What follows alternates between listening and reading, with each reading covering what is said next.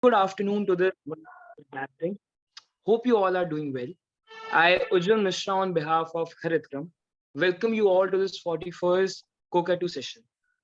Before starting with our session, let me brief you all about what Haritkram is.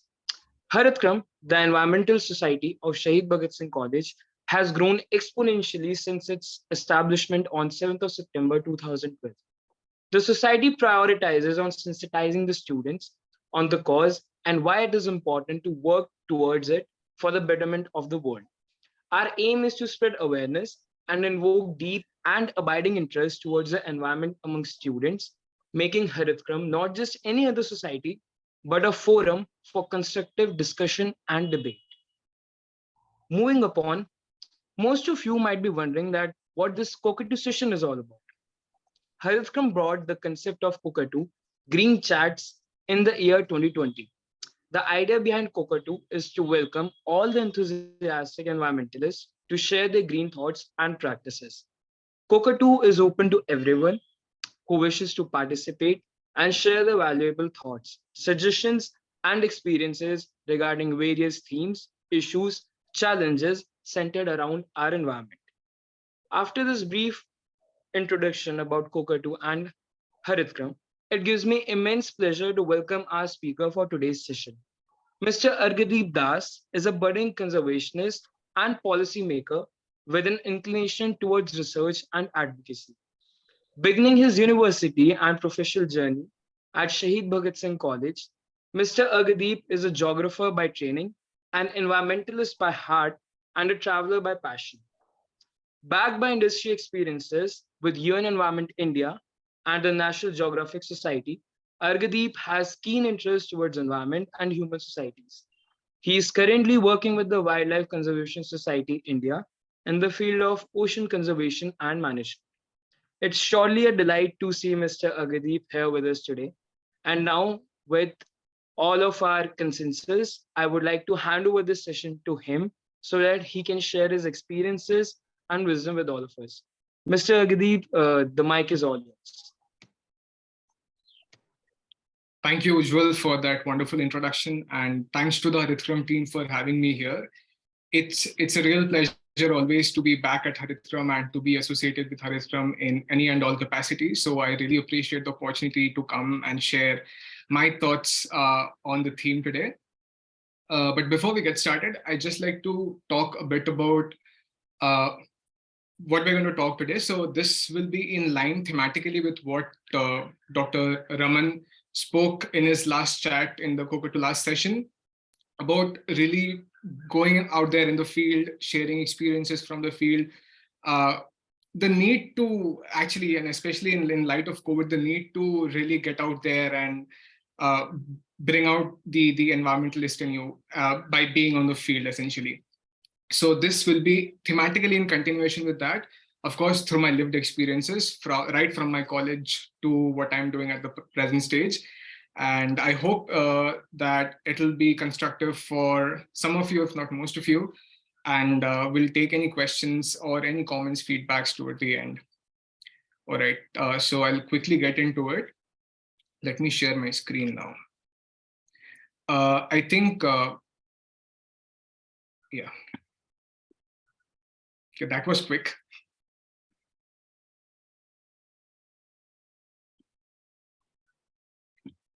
Give me 1 second, please.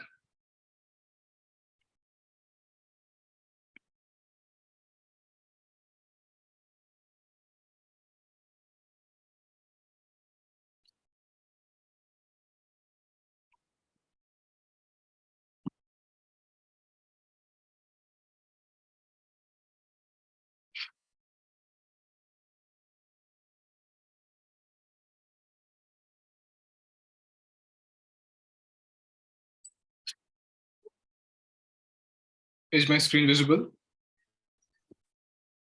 Yes, sir, it is. Okay, wonderful.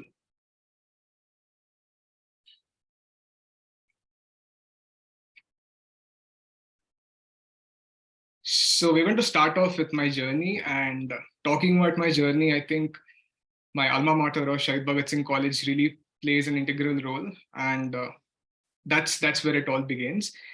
But before I start talking about like my journey from the college, I would like to share a short anecdote about how that journey came about. So I remember when I was like, I think it was just a few days into my admission at Shahid Bhagat Singh College.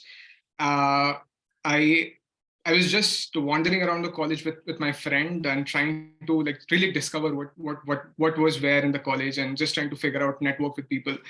And right where you see this image right next to Shahid Bhagat Singh statue, and on the other side as well, there were registration desks all set up. And I was curious as to what this is because after coming from school, I mean, even at school, we didn't have the concept of societies really. So it was interesting to see that there are a lot of these benches set up, and there are a lot of people as well in these different counters in these different benches. So my friend and I, we naturally like the curious us, we went out like, to every sort of bench and started registering ourselves for different societies. I remember so we I think our class ended at around 10:30 or so, and we spent almost an hour if not more just trying to get a sense of what society does what, and why is it that we are all doing this, why is it that they set up their desks and things like that. So we spent almost an hour, and by the time I completed like filling up I think 5 or 6 registration forms, we had pretty much covered the area till where the Sheikh Bhagat Singh statue currently is. And I told my friend that okay, that's enough. I think that's more than enough for one day. No more registrations for me, no more societies for me. I think I can later join whenever the need arises. And I was just heading towards the canteen when my friend said, hey Argidip, you need to look, there's also something like just I think the entry of block A, just where you see the steel railing. I said, okay, I mean, but I was like, again, not sure if I wanted to, but I still went ahead because like my classmates said, okay, let's just go and register. So I went ahead and there was Haritram. I was curious as to the concept of an environment society, and I said, sounds good. I mean, it sounded interesting because even in the school level, I did some bit of tree plantations, and Environment Society naturally resounded with me with translated to tree plantations. And I said, okay, I can do plantations very well. I'm happy to do that. And that's the idea that I had in my mind when I first like signed up for the society. And I remember that day very vividly because that was my birthday. So I went ahead and so I signed up at around I think 11:30 or so in the morning, and I also got my interview slot. So I got shortlisted after filling up the application form. Even got shortlisted for the interview. I gave my interview at around I think three o'clock or something, and by the evening in check on Shahid Bhagat Singh's Facebook page, I saw that I got selected. And the next day was a meeting when like we had this team meeting of all the new members that were recruited for the 2017 session. And yeah, so since then it has been a roller coaster ride with Haritram, and a very significant part of my college life is spent and has been spent with my time with Haritram. So in the next few slides, I'm going to talk about my journey from college with Haritram and Haritram related activities that I have taken up, and these are the most significant ones. There are like I think myriad environmental related activities that I've taken up with Haritram, but I'm not going to go into all of them because then we're just going to talk about Haritram today, which is not the idea. But I'm going to touch upon some of the key or the most important ones that have really had an impact on me, and I hope some of it will be resonating with most of you. So the first event that I attended was the Sixth Foundation Day, and up until then, I like I said when I first signed up my form for Haritram, I thought Haritram, okay, because it's the Environment Society, it's just going to be tree plantations and very cool, amazing, like nothing could be better than that. But it was only after this event that I thought, and I really realized that Haritram is definitely going to be a lot more than just tree plantations. Of course, we do tree plantations. That's one of the things that we do on like occasions like these, like Foundation Day, where we plant trees and saplings. But okay, this was the occasion when I first realized the power of youth, when a group of youngsters coming together really can bring about a change. Because I remember walking through the college with the banners, and the next day, the impact really I saw the next day when some of the people who were contending for the elections, they came into our like department, and they were also like talking about their agendas, but they didn't like distribute any paper materials or like pamphlets and things like that, which was the idea of our campaign as well, which was paper free elections and fair elections. So I think we did really well on that, and that was when was essentially my first insight into the kind of impact that societies like this could have on students and the community, in the wider community in general. And also, if you see on the image on the left, in the first row, there are two members on the extreme left and on the extreme right. They are not even from Shahid Bhagat Singh Morning College. And it was interesting for me to see that that students from Shahid Bhagat Singh Evening College were also part of Arithram, which was something that I had never heard of from other societies. Like no other societies in Shahid Bhagat Singh College, I think, have members from different colleges part of their society. So that was another thing that I think really stood out for me. And I think that also goes to show the fact that Haritram really lives by its tagline or motto, as we like to call it, which is beyond the boundaries, to really think beyond the boundaries. Yeah.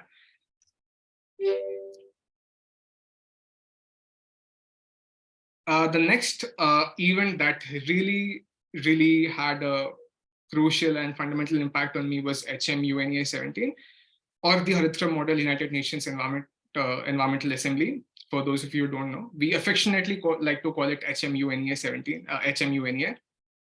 And this was really fundamental in my understanding of many things. First, the fact that this was essentially an in for me into the global environmental governance dialogue.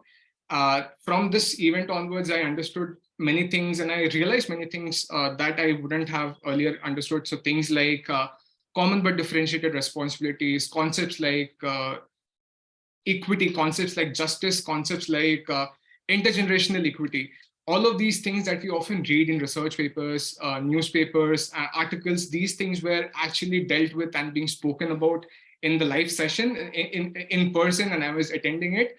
And that, I think, really made a very fundamental difference in me, because I then sort of started to look at the world with a different light, because now I knew why is it that different countries have different environmental agendas? Why is it that different countries are positioned in a different ranks when it comes to the environment? Why is it that different countries have different priorities when it comes to the environment and, of course, development? And things like resource-based, things like their strategic priorities came into the picture. And that's when I realized, okay, so environment is just not about, like all of us coming together and trying to join hands, and like this utopian vision that I had in my mind, like where all the countries around the world, they join hands, which is how a lot of these environmental frameworks, environmental dialogues are sort of demarcated in the newspapers, like, people holding hands, and like everything is like everybody's showing peace, so that's not how it really happens. There's a lot of dialogue that goes about in closed rooms, lot of conflict that happens as well. Sometimes people like with the threat, they want to leave out of the sessions because the dialogues don't go in the way that certain delegates or certain countries would like to. So I think, yeah, I mean, this event was really an insider into all of these like socio-political issues that I wouldn't have like otherwise associated with the environment and environmental governance and environmental dialogue, which was something that really made a difference in the way I think about the environment and I perceive the global environmental governance. Yeah. And of course, this is a snapshot of the event itself. So it was also very special because this was the first time I heard Dr. Vandana Shiva speak, and she was brilliant. Like brilliant is the word, and it was just so inspiring to see her talk about the environment and the kind of groundbreaking work that she and her organization Navdanya has done over the past several decades. And it was so humbling to see such a personality coming amidst us and sharing her experiences. It was really like surreal. The surreal is the word that I would like to say applies in this context. And yeah, I mean, this event was one of these events that really had a profound impact on me. Next comes the Earth Hour. And as opposed to the events that I had participated with Haritram in the past, which was, of course, the HMU NEA 17 and the Sixth Foundation Day, these were all events that I had not necessarily led. And when I say led as in from the forefront or at the forefront, I had led them as like a team leader, as a department leader. So I was also leading the IT department. So, but with Earth Hour, really, I was given the role of the coordinator. With me, Rhythm, we were given the role of the coordinator, and this was a whole new different experience for us because of reasons, including the fact that Earth Hour is in fact a global event. It's a global event conducted by WWF. And so in occasions like these, which are activities like this, which are global in nature, you tend not to like miscalculate something or don't know or don't have your basics right. So I think a lot of people that even myself included really had this idea that Earth Hour was essentially for conserving electricity and like saving the energy for like 1 hour, which is not the idea. uh, Earth Hour is a symbolic gesture to show your commitment against fighting climate change by doing something constructive for that 1 hour. That so anything constructive that contributes towards developing your consciousness or towards contributing towards the environment. So anything that you do positively towards the environment for that 1 hour is the idea behind Earth Hour, not necessarily to save electricity. Of course, saving electricity is a byproduct of the event, because come to think of it, if people from around the world are switching off lights for 1 hour, I think that makes a whole lot of difference when it comes to the power grid. So this event also taught me a lot of things, including communication, including leadership, including I think how to delegate tasks to others, because this was the first time that I was delegating tasks to my seniors who were in third year and I was just in my first year. So it was kind of intimidating, but it was also, I think, quite experience to learn these different bits that you really have to sort of develop in the professional field. And I think we spent a lot of time just arranging people in place for this. It took a lot of time, okay, and I'm really proud of it. This was the first time we did like this 60 plus, and it came out better than we expected, and I'm still proud of it. Kind of effort and the time that we put into it. Okay, so now is an interesting project. So right after Earth Hour, we came across, so right after Earth Hour, people who were members who were in third year, they started to like go out and do internships or professional engagements or full-time experiences with a lot of organizations. And two alumnus from Haritram and of Shahid Bhagat Singh College, of course, they were working with the Energy and Resources Institute, TERI India. And TERI India had a project called Solarize Dwarka. It was a project, it was an awareness-based project around adoption of solar energy in Dwarka, in the Dwarka housing residential societies. So the two alumnus of Haritram who were leading the project, they got in touch with Haritram, of course. I think the teachers, they got in touch with the teachers and sort of just facilitated if there was any way that, members could potentially be selected through a process of recruitment for this project. And it was given a green go, and then this opportunity floated in our groups, and so we applied, and I got selected. I think a lot of people from Haritram got selected really for this project, and this project is important because of many reasons. First being the fact that this was really my first experience, really going there out beyond my beyond my community. So I'm actually meeting people who they're absolutely strangers to me, and I'll probably be never meeting them again in the future. So to go and talk to them, to talk to absolute strangers about a project and try to encourage them, try to get them on board for this project is something that's not very easy, because you have a lot of these things in your mind. How do you go about it? How do you pitch your idea? How is it that you get to sign them, how is it that you get to get them on board for this project, so on and so forth. But I think this project went on really well, and we have incredible memories from this project. Just going and chatting with people, and the most important thing to note here is that so when we were meeting with people, they were essentially the housing residential committees, and committees generally consisted of people who were above 50 of age. So the discussions really started getting interesting. I mean, we started getting a lot of questions from these people. Sometimes just one discussion with one housing committee would take us like more than half an hour or 40 minutes, whereas maybe like we had anticipated only 10 or 15 minutes in that place. So it was an experience. It was a different experience, to put it that way. Yeah, and particularly there were also experiences when like members of the housing committee, they started asking us questions that we were not really comfortable to answer. But yeah, I think like overall we did pretty good. The project was achieved, the targets of the project was achieved, and uh, this really was an experience where, and so this experience helped me to develop a lot of communication skills, a lot of translation skills, in the sense that you're translating technical information for general people. You're trying to tell them, okay, this is the amount of energy grid that you will require for converting this much amount of energy that you would traditionally use from other sources of electricity, so on and so forth. So you're trying to encourage them, trying to talk about things that are very technical in nature, but are trying to communicate those things in a very simple, lucid manner. So I think those communication skills, translating technical information into simple information, biteable information, these are skills that I picked up on from experiences like this. And moving on, this was the WWF Campus Ambassadors Program.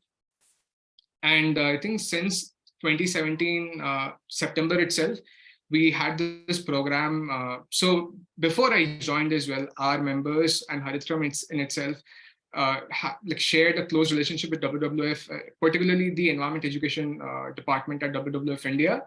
And after our seniors left, we essentially stepped in their shoes and went about taking up the activities that had been planned with Haritram and with the other environment societies in Delhi University. And WWF Campus Ambassadors Program was one of such activity under the WWF Volunteers Program, wherein people, representative people from every society who had environment societies in their college came together on a single platform to discuss their progress on different projects, different volunteer projects that they were carrying out, to set priorities for the upcoming session, to discuss any sort of feedback, any issues that they were facing with the project, and so on and so forth. So these occasions like these were also really important to first build network with people from different environment societies first, and second, to also get understanding of how different people think. So not necessarily everybody was from a geography background or had like an environment background. There were people in environment societies who were, and this also was the case for Haritram and is the case for Haritram. People were also from history or philosophy or political science. So it was really interesting to get their take on environmental issues as well, on issues like plastic pollution and issues like waste management and things like that. So these were things, deliberations, discussions, they really enrich the experience in the way you think about the environment and the way you perceive the environment. And this was one of the training sessions for WWF ECHO, or Environment Conservation Heroes Program, which was launched by WWF. It was a pan-India event. It was a pan-India program really to encourage students to come up with interesting solutions, to come up with unconventional solutions towards addressing plastic pollution. And on the image on the right, on the left, you see is a fun activity around plastic pollution. So we were supposed to separate different types of plastics. And the funny thing is, we couldn't really understand what is what, because we didn't really have an understanding of the fact that there are different types of plastics. And so we, I think, spent a lot of time just figuring out what is what, because there are different classes of plastics. And that's where the image on the top right comes into play. If you look at the types of plastic and plastic recycling chart, it was in that session itself that that I also came to know that, okay, so if you look at your bottles, if you have plastic bottles at your home, you shouldn't. But just in case, if you do the disposable bottles, if you look at the label, you'll see something in the recycling icon, inside the recycling symbol, you'll see numbers 1, 2, 3, 4, 5, so on. So every number has a meaning for it. Like, people did not just invent numbers and they added there for no good reason. So that was something that I learned from that session. So these are just, I think, just basic, very fundamental things that you learn. But the moment you start implementing them, it really brings out a very profound, I would say, behavioral change in you and the people around you, most importantly. Because I remember after attending this session, I basically stopped using plastic bottles, and I have replaced all my plastic bottles at home with glass bottles. And here is an example. Uh, and even when I'm traveling, I prefer carrying steel bottles or bottles made of material other than plastic. But just like inculcating these behavioral changes will go a long way, I think, and it does make a lot of difference, because it's just not you. If you are taking up that, and 5 people see you doing that, 5 people might also get inspired to follow that, and it just has a ripple effect on your community. And I think that's a really interesting way to look at how you can create impact in your local community. Yeah. This is DUSF 18, or again, like we affectionately like to call, Delhi University Sustainability Forum. And unlike the previous events that I had conducted or had participated or had led, this was interesting and different in 2 ways, because of the fact that there were school students involved here, and there were also research scholars involved here, which was not something that we had done with either HMUNEA or the Earth Hour, or the Sixth Foundation Day, or the other activities that we had done in the past. So it was interesting to hear school students' take on environmental issues, and it was so inspiring just to hear them talk about things like waste management, water and sanitation, air pollution, and the solutions that they came up with were so interesting. And it just, I think, gives you, and it gives me a lot of hope that we are just not the only people who are doing our bit. There's a host of other people. There are youngsters, young people, like people who are in schools, but they have so profound understanding of environmental issues. They come up with such enterprising ways to address those environmental issues. So I think just getting an insider into how they think, how school students think, was really interesting. And I think that was one of the most important takeaways for me from DUSF. And of course, if you look at the image down below, this was the Young Scholars Conference, which I was in charge of. And again, this was also interesting because when I personally thought about environment, I didn't really think that environment in the field of academia could be something that I could possibly explore, because I thought, there's enough that, we already know enough about the environment, but that was certainly not the case. And this event was an insider into that, because when I heard people talking about things, so different things, and their fieldwork experiences, and publishing papers, and collaborating with research institutions, so on and so forth, it really changed the way I thought, and I still think it really changed my perception of pursuing a career in the academia as well, pursuing a career in environment in the academia field. So these things, these gradual things that I kept learning on through my experiences with Haritram, really kept on adding to my environmental consciousness of different aspects of environment that I think really changes you as a person. And of course, this is the Haritram Model United Nations Environment Assembly 2019. And this was special because of not just the fact that this was my last event that I conducted, that I led as a member, but also because of the fact that Justice Swatantra Kumar actually accepted our invitation and graced our occasion as a chief guest. And it was a delight to hear him speak. As somebody who has been at the National Green Tribunal, it was really, I think, insightful as to the way policies and legal framework as far as the environment is concerned work? How is it that there are different overlaps? How is it that there are different like loopholes in the system as well, which he touched upon, which I think was really interesting. And just being around people who have so much to share with so much experience, I think just adds to your overall value as a person when you think about the environment. And I don't think I need to add something here. I think this picture is really self-explanatory. It's just happiness that you get after putting in so much effort and also getting, I think, the best out of it. Because when you plan something like to the T and you get something better, there's no better way to rejoice. And the smiles on our face just says it all, right? So yeah, I mean, this really was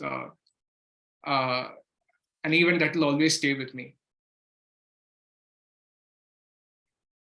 So now we move on to the next part of my career or my journey really, which was field visits.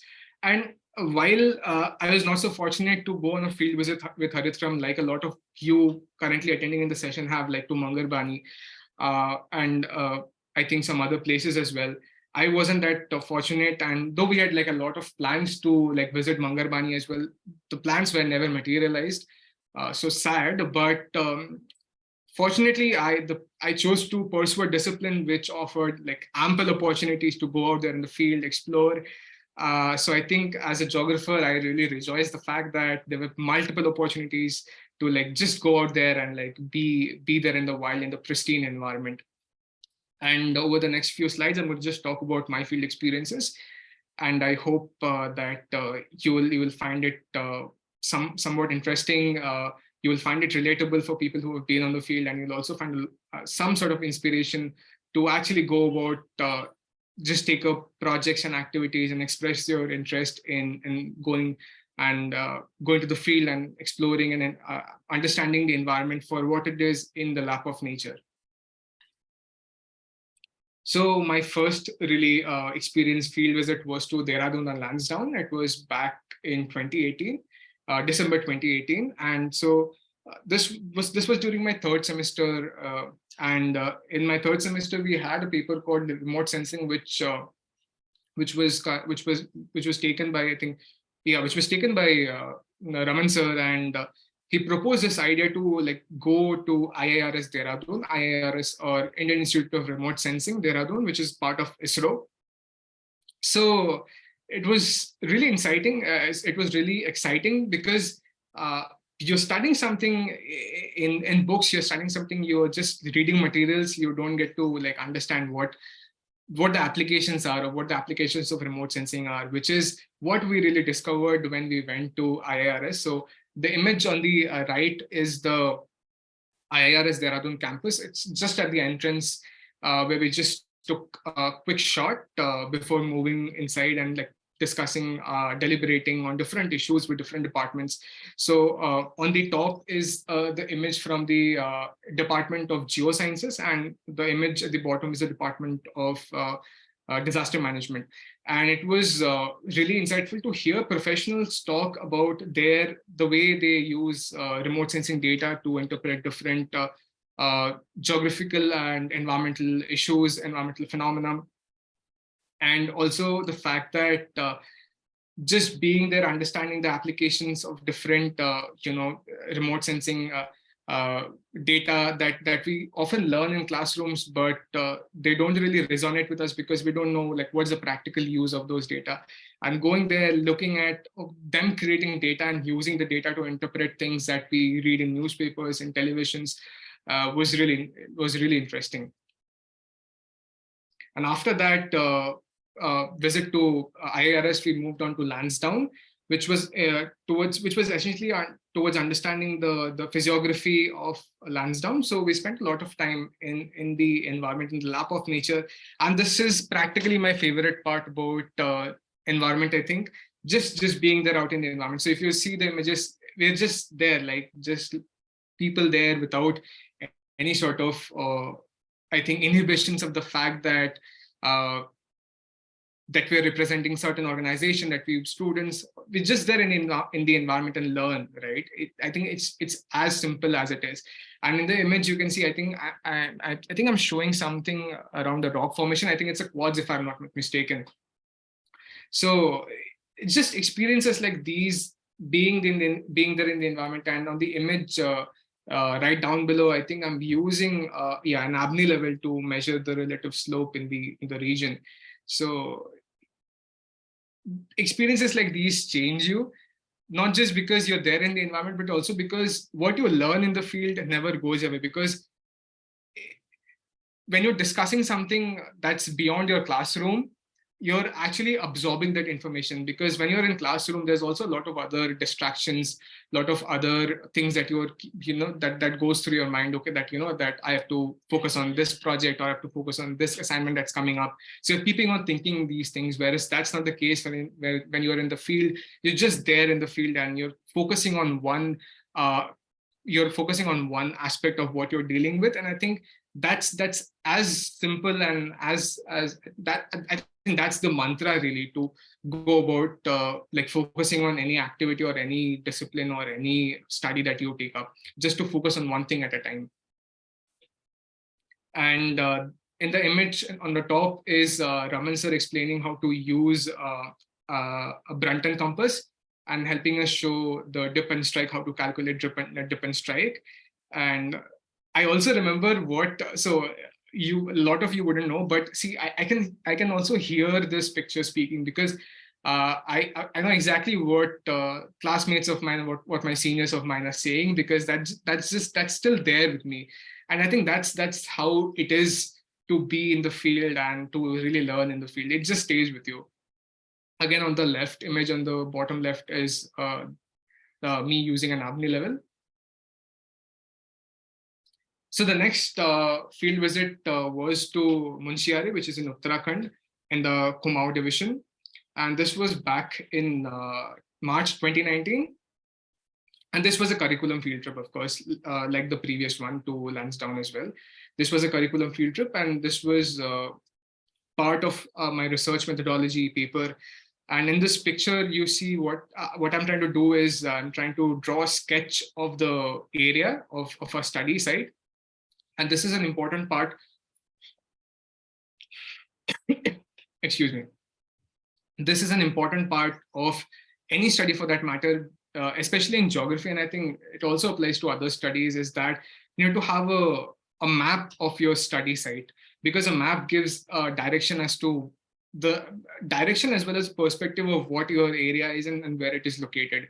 And as geographers, we love maps. And in this picture, I'm trying to draw a diagram of our site. And this is different from a map, of course.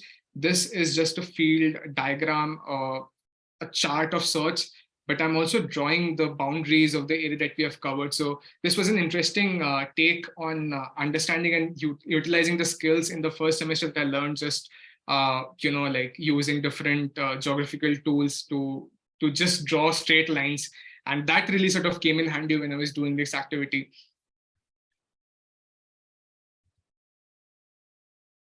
Okay, so now I have a question for all of you here, and this is just to make this more sort of interactive. What is it that you see in this image? If anybody would just like to volunteer and answer. What is it that you see in the image here? It could be, there are no wrong answers here, so feel free to think or say anything that you want to. There is a house in which no one is living now. It is totally abandoned. Yes, abandoned, yes. And to be precise, this is the phenomena in the hilly areas of Uttarakhand, where we are seeing the ghost villages, because they are Wonderful. not because they are not having the opportunity of work, and so they are migrating to the urban areas, and that's why the phenomena of ghost villages are increasing nowadays. That's wonderful, Abhishek. So you basically cut my time here. I'm not going to talk about it more. So like Abhishek mentioned here, this is the concept of ghost villages. And to elaborate on what just Abhishek mentioned, what happens is in areas like Uttarakhand, where there's not a lot of, Chetan, that's correct as well, ghost villages. So what happens in a lot of villages in Uttarakhand is that these are not very economically independent villages. So that's the first inhibition. Then the fact that in these villages and in the area general, there's not a lot of employment opportunity. There's not a lot of other facilities like school, education, healthcare, and other services, basic healthcare services or basic, services that one needs to go about leading a fulfilling life.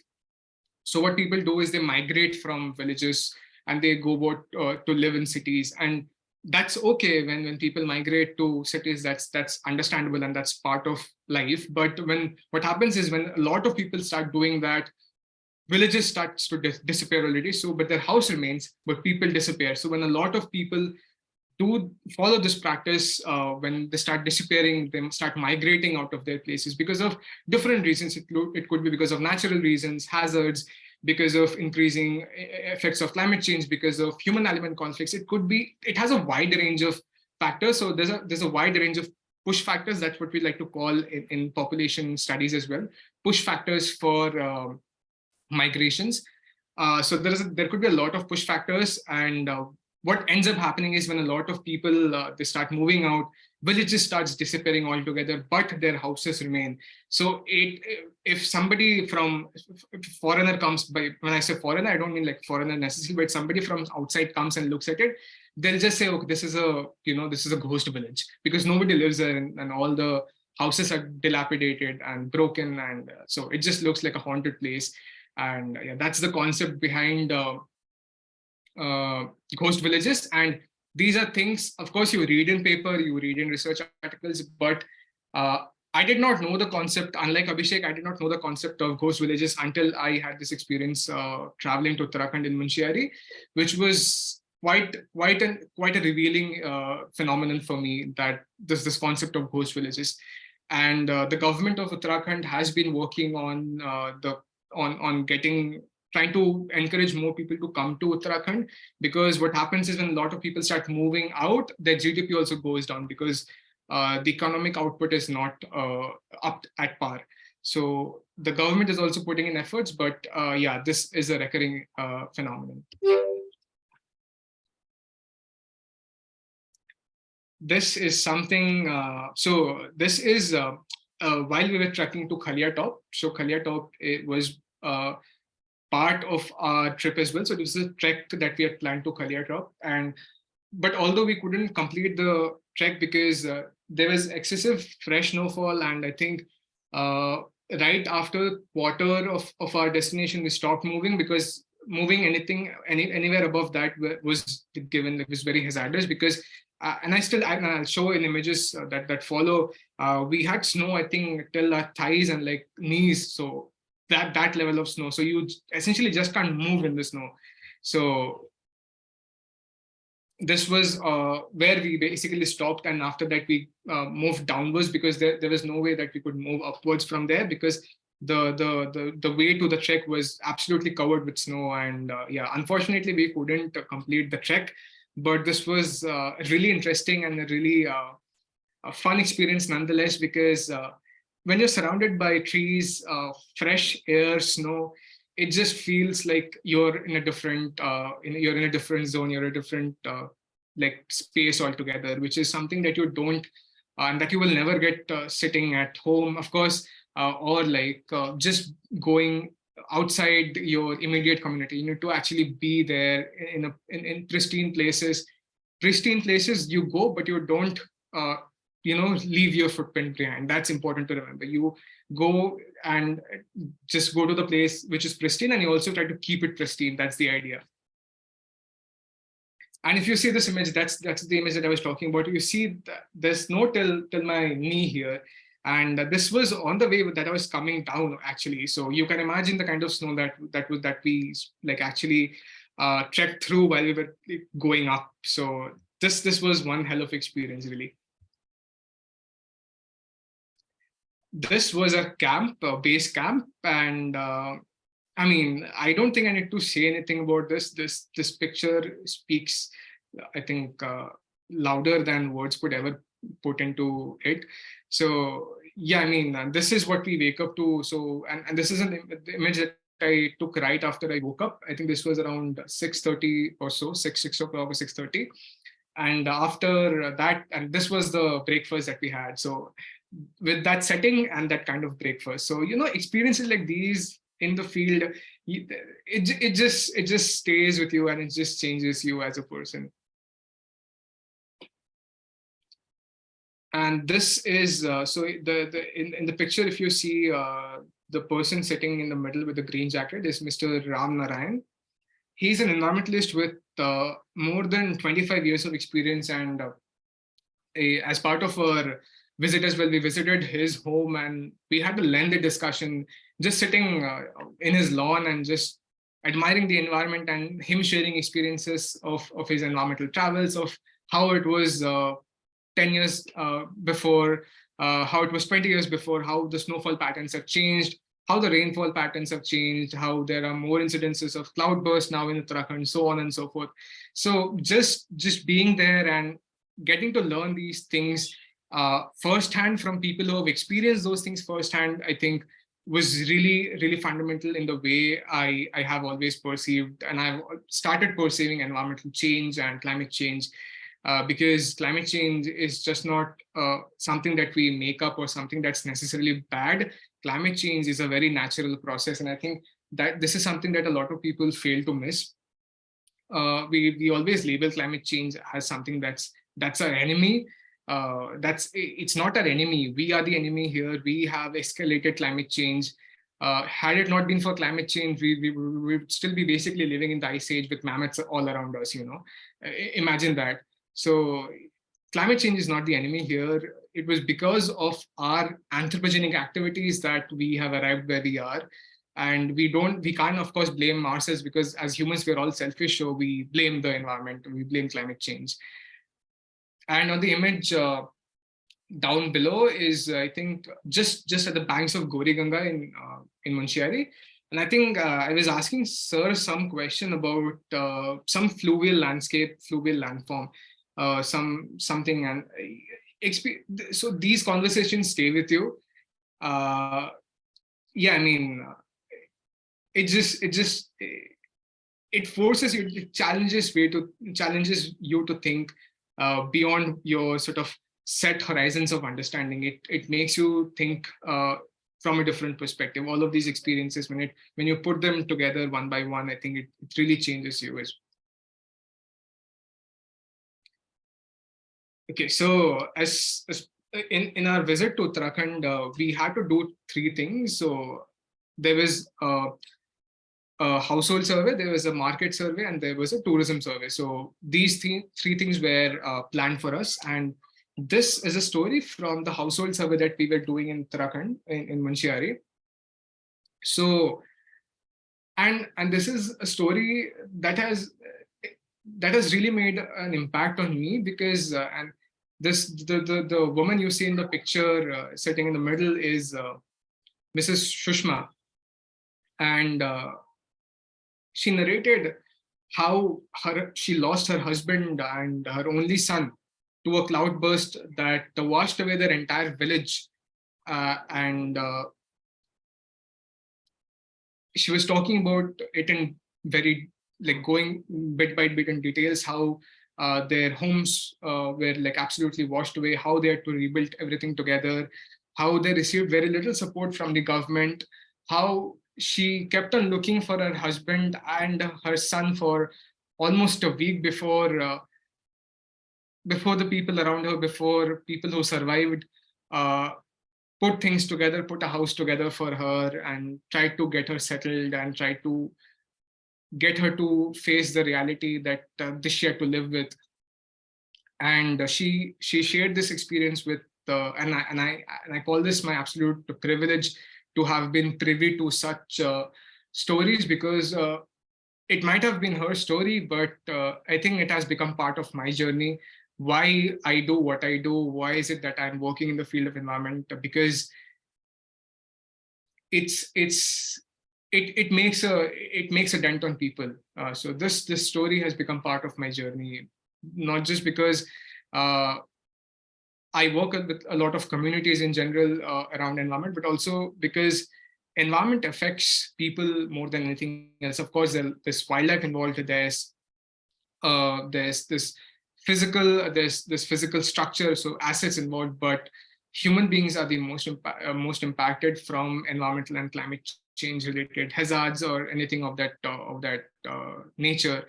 And this story stays with me. It'll always stay with me. And so this is a video from the Munshiyari trip, and so we're just standing on a slope, and we shot this video. This was, I think, the final day of our visit to Munshiyari, and this was a fun video. So I'll just play the video, and I hope everybody likes it.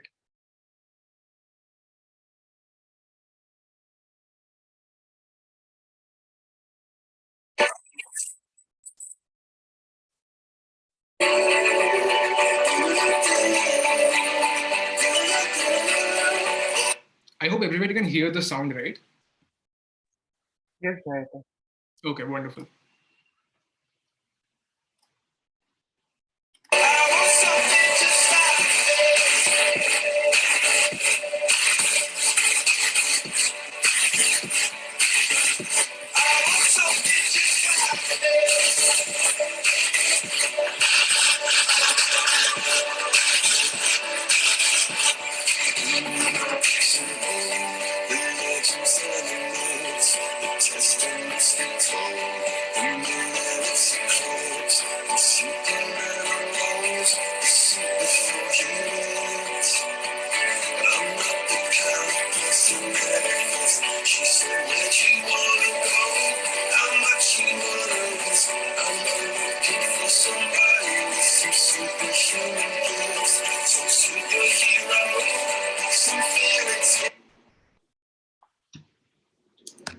All right, now moving on to the next field visit that I had, which was to Leh and Ladakh, which was back in June. So right after finished this field trip to Munshiyari in March 2019, I went to Ladakh and Leh in June 2019.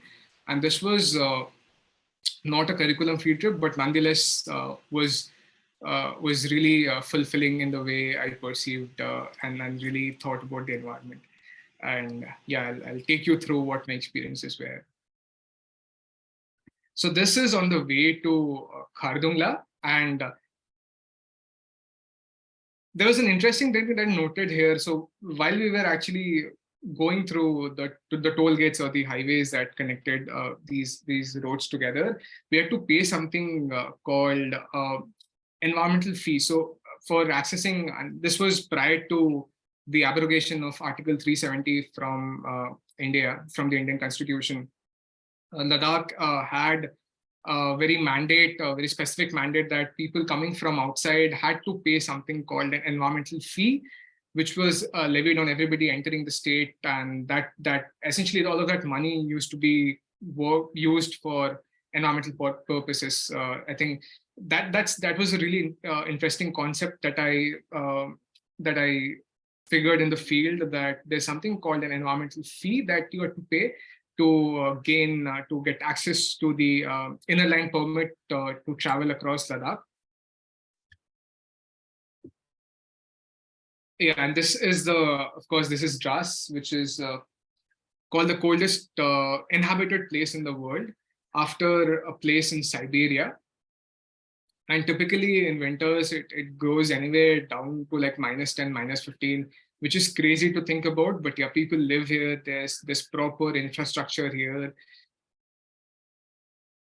And I also remember a discussion with a local shopkeeper here who was telling that for the water that they use in bathrooms, right, they had to keep it next to they had to keep it next to a heater, because otherwise the water would just freeze up and they couldn't like really use the water. So so it also gives you a lot of insight into how people have adapted to the local environment, and how is it that their lifestyle have changed from wherever it is that they first belong, or if they were born in this place, how is it that their generation and their upcoming generation have adapted to the local environment. So these are things that really makes you question about how simple things like water we take for granted.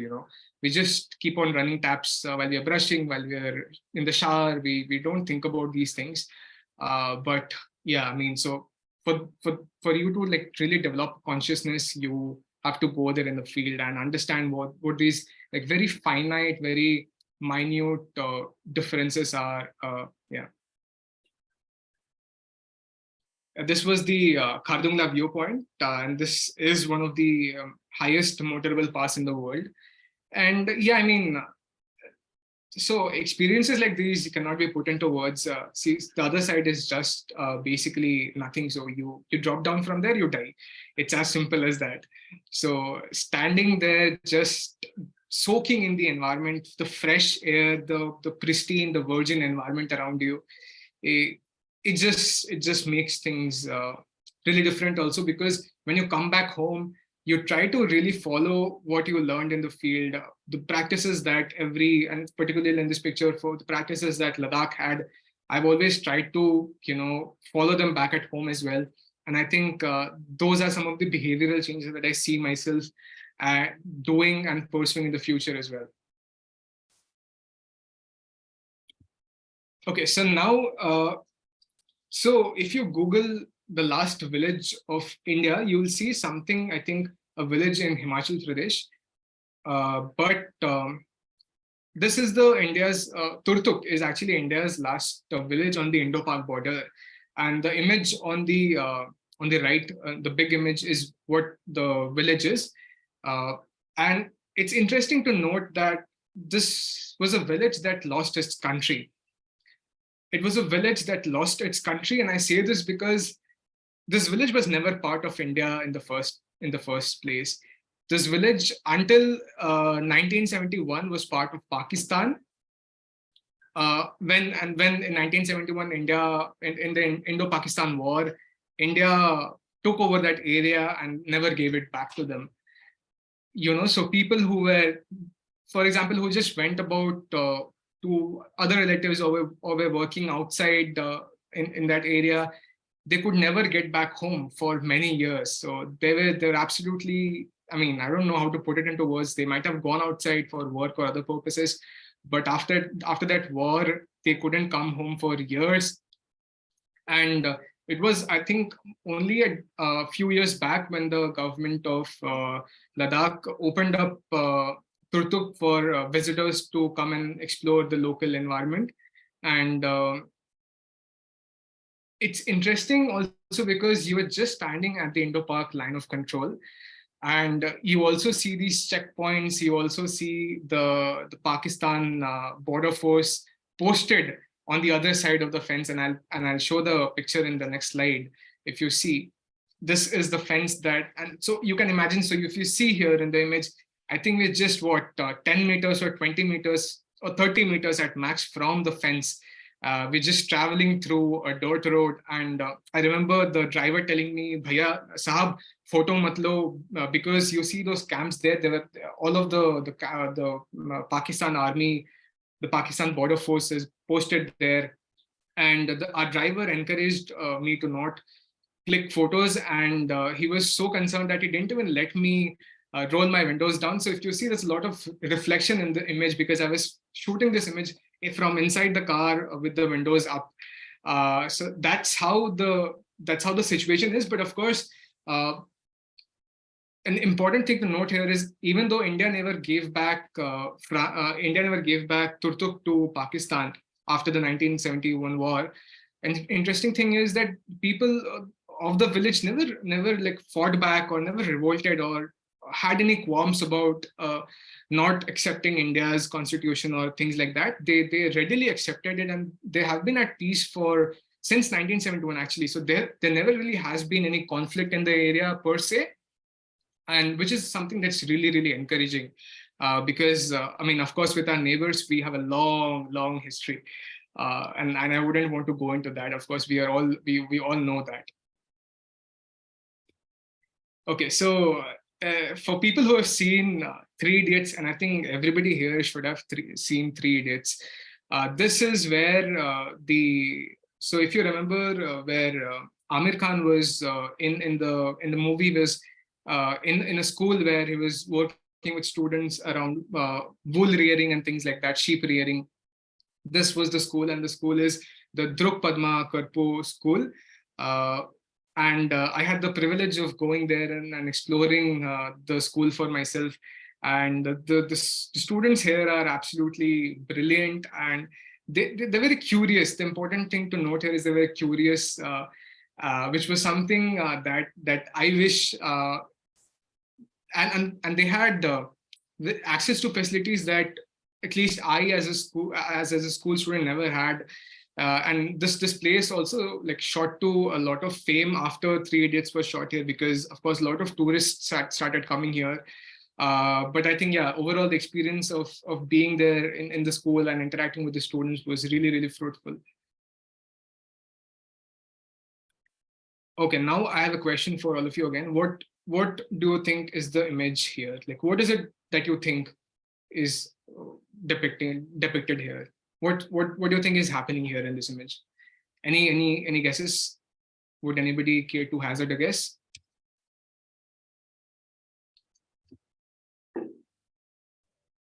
Nobody? There are no wrong answers. It is a fence that has been broken or something like that. Close. It's not a fence, but it has definitely been broken. Yes. Chetan is writing in the chat box. It's a landslide. No, it's not a landslide, Chintan.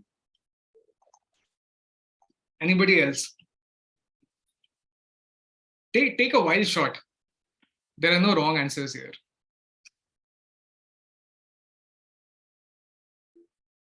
Military base or kind of. So, do you think military base would look this way? No, I mean camp only. No. So this is the pre-Istupa state. So Istupa, I'm not sure if a lot of you or everybody here knows what Istupa is. Istupa is basically an artificial glacier grafting technique, which uses water, stored up water from the winters to, and I'll show you what the image looks like, what an Istupa looks like. Give me 1 minute. Yeah, so this is what an ice stupa looks like. So you see the broken sticks and everything here, and the framework of the sort, the arc, it's used to create this structure. And why ice stupas are made is to store the winter water that would have otherwise been unused and would have been wasted. They store it in a way to use it during the summers when when there would be water scarcity in the region. And this was an idea that was invented by Sonam Wangchuk. And in Ladakh, there are a lot of ice stupas. So, and it's a really revolutionary way of saving, conserving, and reusing water. And yeah, I mean, this was another take from the field. So if you see, this was the team that constructed that ice stupa. And it's also very interesting to note here that people from even Washington and are a part of team, because they volunteer with the Sonam Wangchuk's organization, SECMOL, and I'll go into that in detail a bit later. But it's interesting to see that volunteers from the West coming here and learning and being in the environment in India. So I think that is in itself a testament to the fact that there's so much to learn in the field of cross disciplines, of cross continents. And learning never stops, really. So this was founded by Sonam Wangchuk. So SECMOL, or the Students' Educational and Cultural Movement of Ladakh, was founded by Sonam Wangchuk in 1981, if I'm much not mistaken. And a very fun and also interesting thing about this school. So this is basically a school or institution, is that they only take up students who have failed in their class 10th examinations. And this is not a conventional school, so you don't have a rigid guideline like CBSE or ICSE had. So you don't have like strict subjects that you study. Instead, what they do here at SECMOL is they teach you life skills. So they make you independent. So they bring out geniuses from failures. So that's their take on SECMOL. SECMOL is what, and I think SECMOL enterprises in doing that, in converting, in, I think, like really bringing out bringing out brilliant students, brilliant professionals, brilliant founders from failures who had failed in their like 10th examinations. And the image that you see here is a solar panel, and the solar panel is also built by the students. So because if you see, it's all mirrors that has been individually constructed, individually put in place, and the framework is also constructed using local materials. And if you see the building in the background, that's the SECMOL building. And it's interesting to note that the entire building is made up of mud and wood only, which is locally sourced. So there's no sort of concrete used, because for concrete as well, there's a lot of environmental impact. And the school is absolutely run on solar energy, which is absolutely crazy to think about it. Another interesting thing is, so when I said solar energy, so they also cook their food using solar energy. They heat their water using solar energy, and they also dry their vegetables using solar energy for use in the winters. They have a greenhouse where they grow vegetables. They have waste bins, so different classes for waste segregation that I'll show in the next images. But also an interesting thing about SECMOL is they have their clock is 2 hours set 2 hours in advance than the general IST time, which is to utilize the daylight, as much of daylight as possible. And I think it's really, I think, fundamental to just think about ways that you can utilize the sun's potential in so brilliant ways. What they do is, if you're basically rewinding your clocks by 2 hours, you get up 2 hours early than your neighbors in a different state would, and so you get to have more time studying or like just doing whatever is it that you're doing. And so naturally you get to have more sunlight throughout the day, and sunlight forms, I think, just the foundation for SECMOL, because all of their activities surrounds, I think, solar energy. And if you see this image, so this is, so like I said, it's all creative genius of the students at SECMOL. They reused this, or in India we like to say this jugaad.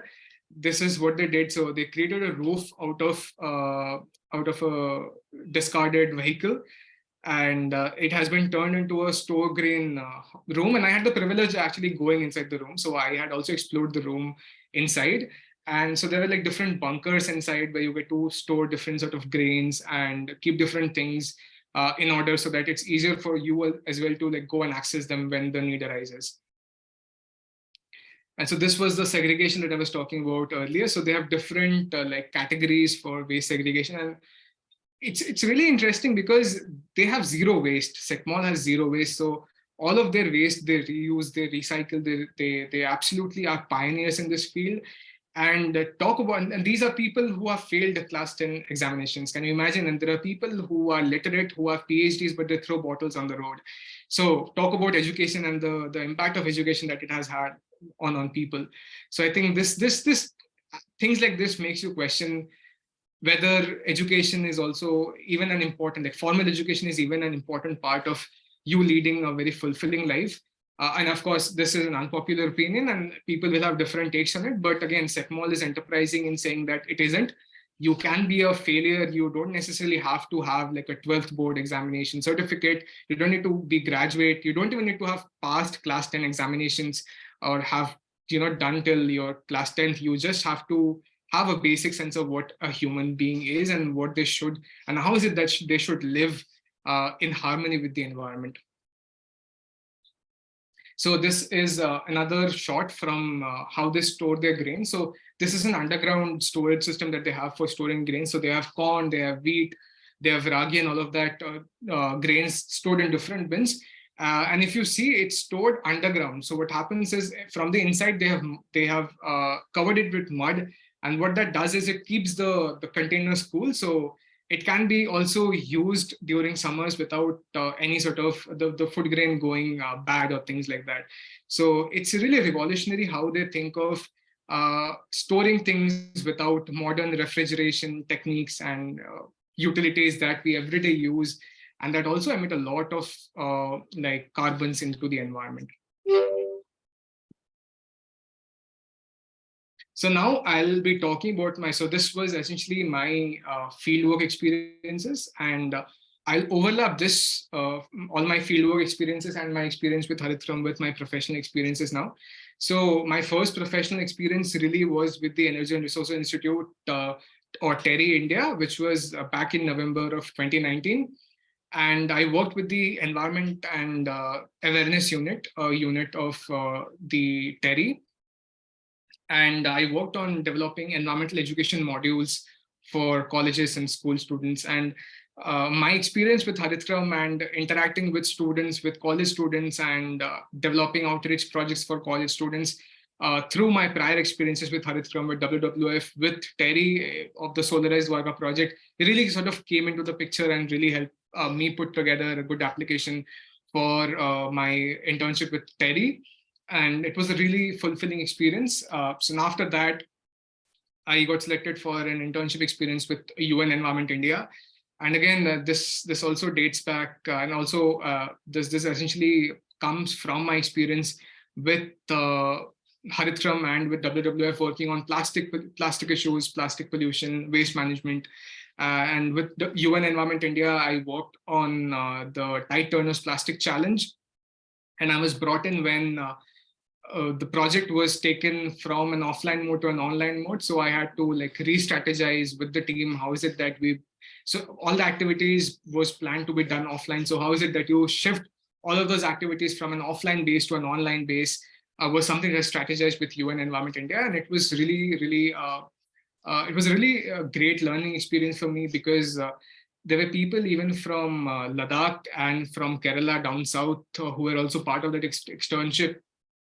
And although they were working on different projects, and but it was really interesting to hear their take on the projects. That so for every weekend we used to have like meetings together at UN Environment India, so we would like review each other's projects and see and comment on what could be improved. So it was really interesting to hear somebody from the south thinking of an innovative or a better way to approach something that I was working on. And I think it just gives you a better opinion, it just gives you a better insight into how other youth think as well. Yeah, so that was something that I really took out of my experience with UN Environment India. And after that, I also pursued, so from March 2020, I enrolled myself for a postgraduate diploma in environmental law and policy at National Law University, Delhi. And the reason why I did that was, so through my prior experiences with Haritram, with WWF, with Terry, with UNEP, what happened was after a certain point, I realized that no matter how much you talk about environmental education, no matter how much you talk about behavioral changes, no matter how much you talk about youth engagement, at the end, real change comes only from policies, from laws, from legislations.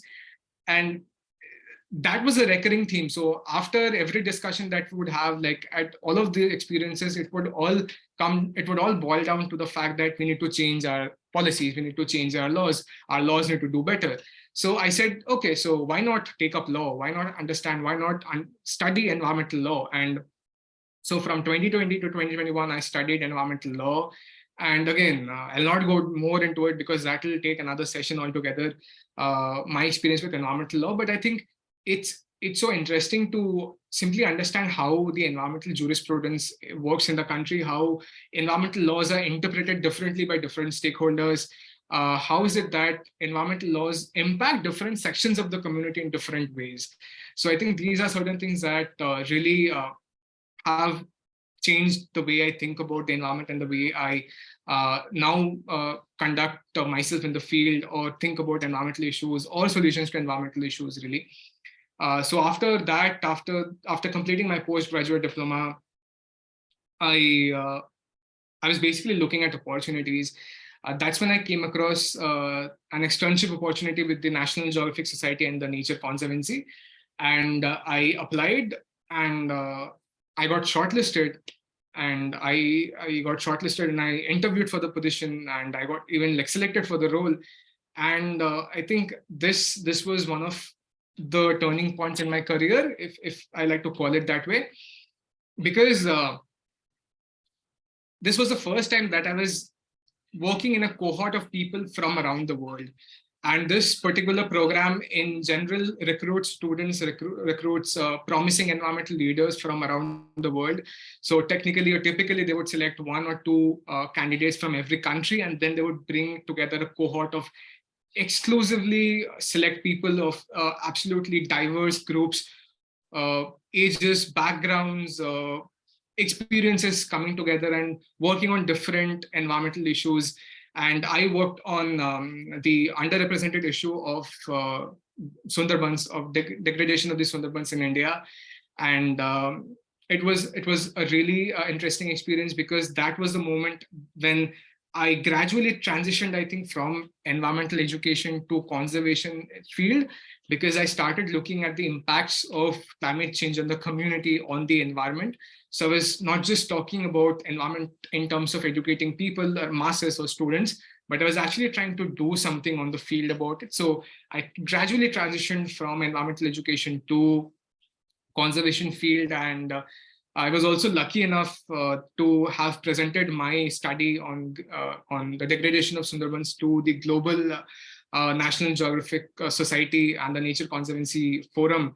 And I also received like a lot of appreciation for my work, and it's something that I also need to also plan to take up in the future again. Yeah. And after that experience, so that was back in September, my experience with Nat Geo. And after that experience with Nat Geo in 2019, in September 2021, I gradually started looking for opportunities. And that's when I came across this opportunity at Wildlife Conservation Society India. And that, back then it was a consultant role that I joined gradually to start off, just to begin in the field. I started off as a consultant working on marine policy. And because my Nat Geo experience was primarily in the marine field, so I was talking about mangroves. And so the entire ecosystem was marine. And that really helped me secure, I think, my role at Wildlife Conservation Society India. So as a consultant, I worked with WCS India, interpreting marine policies for local stakeholders, for local communities from March to November. And from December onwards, I have transitioned to the marine team fully as an employee at WCS India. And it has been a really rewarding journey to put everything into perspective, really to think of all the experiences that I have had since my journey with Haritgram, field experiences, professional experiences, all of these things. So as a geographer, if I'd like to put it this way, there are three different layers of the earth, right? So there's a core, there's the mantle, and there's a crust.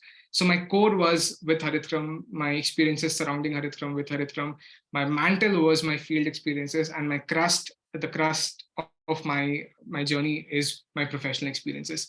So I think that is how I would sum it up, my experience. And as we near the end of my chat here, my discussion, my talk here today, I just want to leave everybody with a favorite quote of mine from Mark Twain, which is 20 years from now, you'll be more disappointed by the things that you didn't do than by the ones you did do.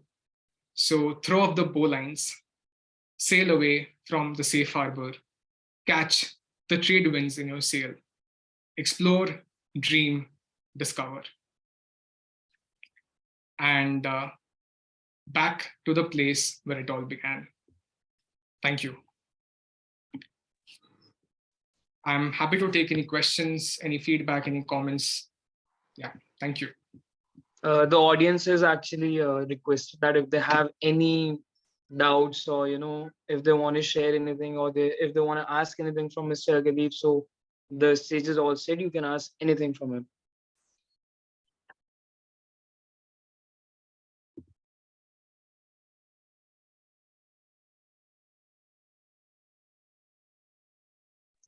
No questions? Okay. I would like to take this opportunity. So when I was going through your PPT, I think all we were able to relate, starting from the registration desk, which we all organized for the first years, and the first years here might also relate with it, that how they were wondering with the different societies held this and finding out what the society is all about.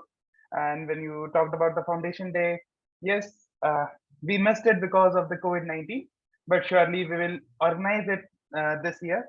I was totally able to relate with you also, especially the Earth Hour thing. I was also having a misconception that it is about the power saving. But when I was given the opportunity to become the coordinator last year, that too in my first year of the college life, I got to know that it is much more about the saving energy. And I would like to share with you that yesterday only I was attending a means summit of World Sustainable Development Summit organized by TERI. Wow. So there was Mr. Ajay Shankar from TERI who said that environment is much more about academia, and there were discussions about the Ladakh as well. So when you displayed the picture about Ladakh, then it came to my mind that we all are aware that Sonam Wangchuk is in climate fast because of the unplanned development in Ladakh. So it is very much unfortunate for all of us that we are not able to protect our Mother Earth, which we all are dependent upon, and we must think that we must hand over this environment like the way we received from our ancestors. Absolutely. And Totally to the ones agree who on don't know, and to the ones who don't know, Mr. Argdeep is our alumni who is always ready to help us out. There are many times that we are means stuck with some items that we don't know how to follow up. So he is available 24 into 7 to help us out. So thanks a lot there. Now I think Chetan is having some questions on the chat box. Thanks, Abhishek, for your feedback and for that lovely comment. Means a lot to me. So, okay. So answering what I think now, I think it first starts with Suvrit. Okay. Suvrit says, how are iStupas able to tackle the problem of water scarcity? Brilliant question, Suvrit. So in Ladakh, anyway, this water scarcity in general. There's not a lot of rainfall that Ladakh receives. And what happens is, and that water scarcity situation worsens in summers because of course the weather is much more drier in summers. That's basic. And what they do is they try to conserve the water that they otherwise wouldn't have used in the winter. So they store up the winter water and they save it for the summer. So what happens is when they store the winter water in that structure, so how they do it is they pull up all those sticks and all of those broken whatever branches or sheets that they used to cover up the structure with, they cover it up and then they spray water using a pipe. And because the environment is cool in winters, it freezes. So, and over a period of time, and of course, an ice stupa is not just formed in one day. It takes you like months at an end to like form an ice stupa. So they utilize the winter months and the water that's excess in the winter months to save up the water in the form of a conical ice stupa. And the same ice stupa in summers, when because the temperature is up, when the ice stupa melts, the same water they use for irrigation and for other household purposes. So that's how they're able to use the water when there's generally water scarcity in the summers. Yeah, I hope that answers your question, Subrat. Yes, absolutely. But still, I have a doubt that why only conical shape? Why not some other shape? That's an interesting question. So conical shape, because it's easier to form. So it's easier for ice to form on a conical shape patterns. For example, if you think of really trying to do a square shape, it would take a lot of more time because that's just the physics involved in it. It would take a lot of more time, and also I think more structures would need to be involved, right? When you're doing something like more other, I think, shapes like square or rectangle or other shapes that we have. And the other thing I think is this is more local, I guess, because in the region they don't have access to like a lot of these building materials. They just use what they have at their disposal. So sticks, broken branches, and they just pile up everything. So when you pile up things, right, it doesn't necessarily you pile up and it becomes like a triangular thing, right? So that's how the general shape takes place, and they just spray water over it and it just forms a conical shape. Yeah, I hope that answers your question. Yes, absolutely. Thank you. You're welcome. And okay, moving on to the question by Chetan, which is how to pursue a diploma in environmental law. Oh, wonderful. Yes, Chetan, it's an online program. It's a distance-based program. And you can Google the program online and you'll get details about it. So just to give you a bit of insight, for you to enroll in the program, you'll have to submit an application and a statement of purpose. why is it that you want to like enroll in the program, your motivation and things like that, your CV, and then they review your application. And if you get selected, you basically get into the program. Yeah, there are no specific exams to enroll in this course. It's just a application package that you have to submit. And based on that application material, they review your application, and then you are just informed whether you are been selected or not selected. Yeah. I hope that answers your question, Chetan. Okay, wonderful. Now moving on to what Keshav says. Okay. Okay, just a feedback. Thank you, Keshav. That's I really appreciate that. Yeah.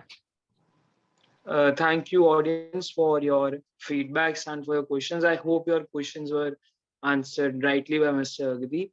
Now, going towards the end of the session, I would like to call upon our staff advisor, Dr. V.A.V. Raman sir, to actually throw some light or comments on this session. Sir, the stage is all yours.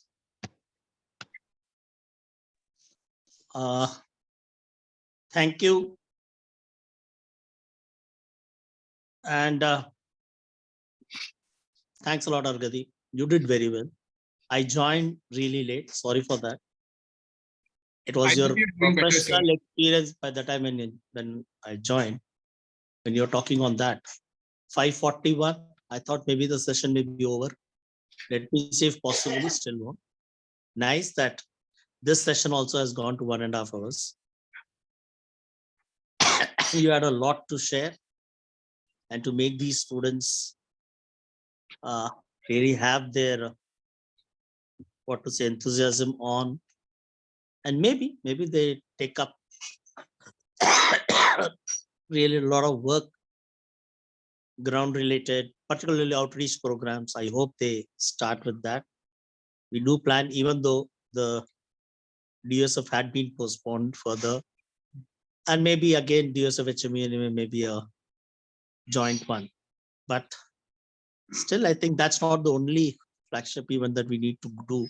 There's so many other things that they can do it, and they can start with some outreach program where they can regularly contribute, go to the field and learn.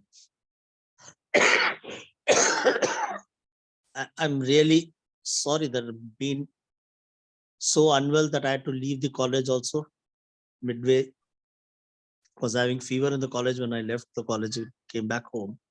Yeah. And then went to take rest. By the time I did really felt I will surely join at 4:30, but then I got up at 5:30, so I joined. But good that you came over, shared your experiences with these people. Tomorrow they will get an opportunity, maybe some of them, they get an opportunity to share their experiences with Haritgram, with environment, with other aspects that they may be taking up. This is it's a platform where to exchange the ideas, exchange the information, and to really, make your career prospects as well as interest be fulfilled. Absolutely, sir. Thank you so much for joining. I know you're not well, so I really appreciate that you could join. Please take care, and I hope you feel better soon. And thanks to the Haritgram team.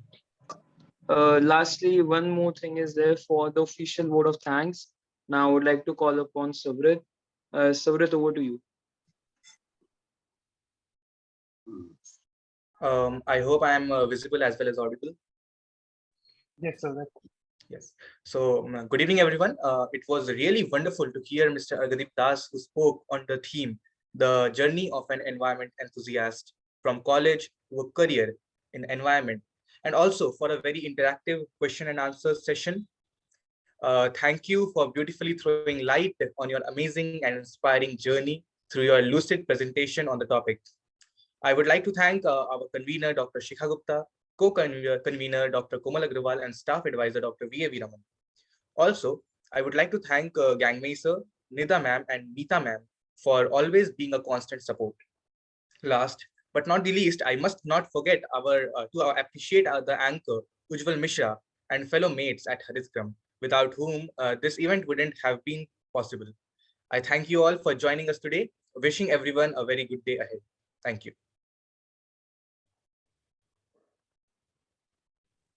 Thank you, everyone. That's all for today. That sums up our 41st Cockatoo session. Now, I hope you have a great day ahead so you can start leaving the meeting. Thank you again, Mr. Agadi, for really enlightening us today. Thank you. Thank you for having me, and I hope everybody has a wonderful evening and weekend ahead. Thank you. Thank you, everyone. With this, we walk call it a day. So with this, I'm going to end the meet for all.